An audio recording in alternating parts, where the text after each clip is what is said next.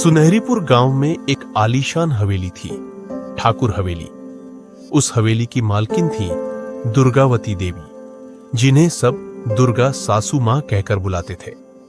उम्र लगभग 65 की, आंखों में तेज, बातों में तीखापन और दिल की, वो तो किस्मत वालों को समझ में आता था। दुर्गा देवी के 2 बेटे थे, विराट और विनय। दोनों की हाल ही में शादी हुई थी।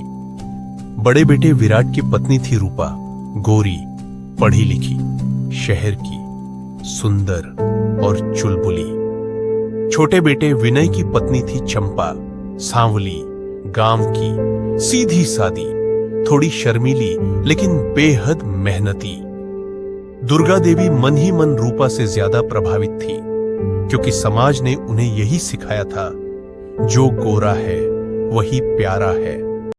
सुबह का समय था, रसोई से खुशबू आ रही थी। हवेली के आंगन में हलचल थी।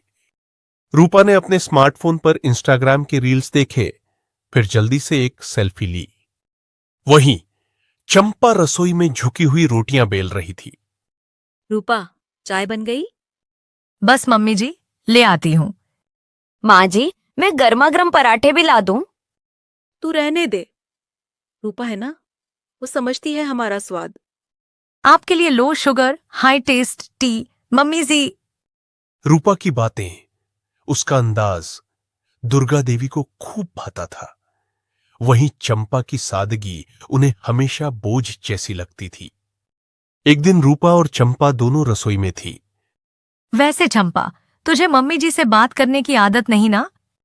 मैं कोशिश करती हूँ भाभी, पर डर लगता है कुछ उल्टा ना बोल दूं। तू बस अपने काम से मतलब रख, बाकी बातों में दिमाग लगाना तेरे बस की बात नहीं। रूपा को चंपा की सादगी से चिढ़ होती थी। हर कोई धीरे धीरे चंपा की विनम्रता को पसंद करने लगा था। यही रूपा को नागवार गुजरता। एक सुबह हलचल मच गई।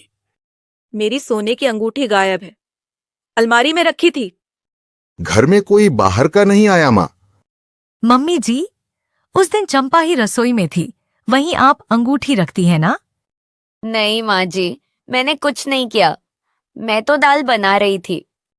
तू ही थी रसोई में, और कौन आएगा? तू ही ले गई होगी। माँ, गेट पर कैमरा है, चेक कर लें। कैमरा वैमरा बाद में देखेंगे, पहले तू अंगूठी वापस कर। चंपा रोने लगी। रूपा ने आंखों से दिखाया कि बहुत हुई तेरी मासूमियत। सबका शक अब चंपा पर था। कैमरा फुटेज देखी गई, सभी चौंक गए। माँ, ये देखिए। कैमरे में साफ दिखा, रूपा चुपचाप अलमारी खोल रही थी और वही अंगूठी निकालकर अपने पर्स में रख रही थी। रूपा, तूने? मम्मी जी, मैं बस पहनकर देख रही थी, वापस रखने ही वाली थी। माँ जी, अब तो आपने देख लिया। बेटी, मैंने तुझे कितना कुछ कह दिया, तू तो सोने से भी कीमती निकली। मैं सिर्फ बहू नहीं, आपकी बेटी बनकर आई थी, और आज भी हूं।